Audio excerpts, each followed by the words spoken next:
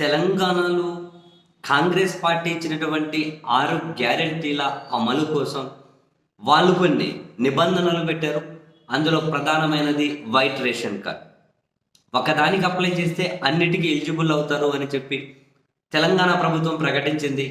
ఈ క్రమంలో అర్హులైన వాళ్ళు వైట్ రేషన్ కార్డు తీసుకోవాలి అని చెప్పి, సరే కొందరు అర్హత లేకుండా కూడా ఏదో విధంగా వైట్ రేషన్ కార్డు తీసుకుందామని ఆ ప్రయత్నాలు చేస్తూ ఉంటారు. అది వేరే విషయం అనుకోండి. అర్హులైన వాళ్ళు మొత్తం ఈ మీ సేవా కేంద్రాల దగ్గర ఈ వైట్ రేషన్ కార్డులు అప్లై చేయడం కోసం క్యూ కట్టి ఉన్నారు. వరుసగా క్యూ. మీడియాలో ఇలా కెమెరాలు పెట్టి వెళ్తూ వెళ్తూ వెళ్తూ వెళ్తూ ఉంటే చాలా పొడుగు క్యూలు ఉన్నాయి. మరి వీళ్ళ వంతు ఏ టైంకి వస్తుంది ఏంటి అని చెప్పి కొందరు వెళ్ళి గొట్టాలు వాళ్ళ దగ్గర పెట్టి కూడా అడుగుతూ ఉన్నారు. ఏంటి మరి మీ వంతు వచ్చే వరకు ఎంత టైం పడుతుంది, మరి అన్ని గంటల సేపు అని కనుక వెయిట్ చేయాలా, మీరు ఏం పని చేస్తూ ఉంటారు, ఈ వివరాలన్నీ అడుగుతూ తప్పదు. మరి వైట్ రేషన్ కార్డు కావాలి కాబట్టి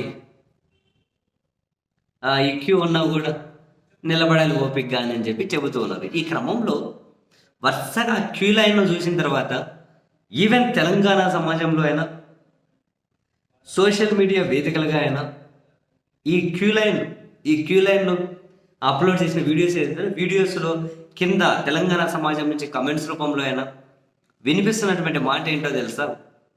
ఇదిగో ఈ విధంగా జనాల సమయం వృధా చేయకుండా, జనాలను క్యూ లైన్లలో ఇబ్బంది పెట్టకుండా, అదిగో దీనికోసం మళ్ళీ దళారీలను కాంట్రాక్ట్ చేయకుండా, ఇక్కడ మీరు డబల్ కోట్స్లో నోట్ చేసుకోవాల్సింది ఏంటి అంటే, తెలంగాణ ముఖ్యమంత్రి రేవంత్ రెడ్డి గారు కూడా ఒక స్టేట్మెంట్ ఇచ్చారు.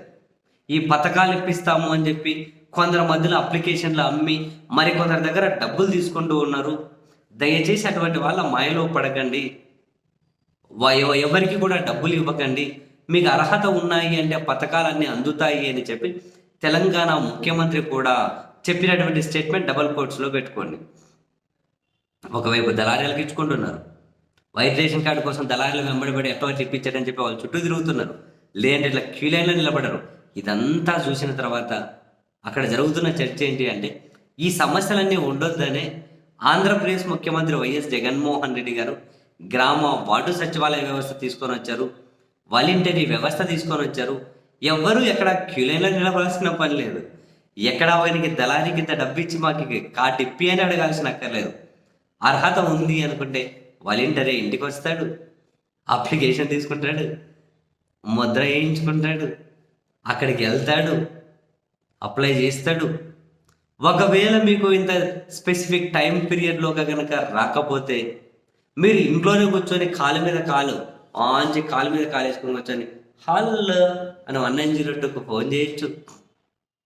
మేము ఇన్ని రోజులైంది అప్లై చేసి మాకు ఇంకా రాలేదు అని చెప్పి మీరు చెబితే వాళ్ళు మీ నంబర్ నోట్ చేసుకొని వాళ్ళే ఫోన్ చేస్తూ ఉంటారు. అదిగో మీ స్టేటస్ ఇది అని వాళ్ళే కోఆర్డినేట్ చేస్తూ ఉంటారు. ప్రభుత్వం ఒక కార్పొరేట్ కంపెనీ లాగా ప్రజలకు సేవ చేయడంలో ఆ విధంగా తీర్చిదిద్దారు. తెలంగాణలో దళారీల కోసం వెంబడబడుతూ డబ్బులు ఇస్తూ ముఖ్యమంత్రి కూడా అక్కడ దళారీలకు డబ్బులు ఇవ్వద్దని చెప్పి పిలిపించే పరిస్థితి, క్యూ లైన్లలో నిలబడే పరిస్థితి, ఇవన్నీ చూసి జగన్మోహన్ రెడ్డి గారి ప్రభుత్వంతో కంపేర్ చేయడం మొదలెట్టారు. నిజమేగా? నేను చాలాసార్లు చెప్పాను, ఆంధ్రప్రదేశ్లో ఈ పథకం కావాలి, లేకుంటే అదొక రేషన్ కార్డు కావాలి, లేకుంటే ఇంకొకటి కావాలి అని ఎవరికైనా లంచం ఇచ్చారా? పథకాల కోసం ఎవరికైనా లంచం ఇచ్చి అర్హత ఉన్న వాళ్ళకు ఖచ్చితంగా వస్తున్నాయి. ఎవ్వరూ టైం వేస్ట్ చేసుకోనక్కర్లే. ఇళ్ళ దగ్గర కూర్చొని ఈవెన్ పింఛన్ లాంటివి కూడా అదే కదా, ఇంటి దగ్గర కూర్చుంటే వచ్చి నిద్రపోతుంటే ఆ ప్రొద్దునే కూడా లేపి పడుకున్న దగ్గర ముద్ర వేయించుకొని డబ్బులు వాళ్ళ తిండి కింద పెట్టేసి పోతూ ఉన్నారు. మరోసారి మొత్తం మీద తెలంగాణ సమాజంలో అయితే జగన్మోహన్ రెడ్డి గారి ప్రభుత్వం తీసుకొచ్చిన కొన్ని సంస్కరణల మీద బ్రహ్మాండమైన చర్చ జరుగుతూ ఉంది.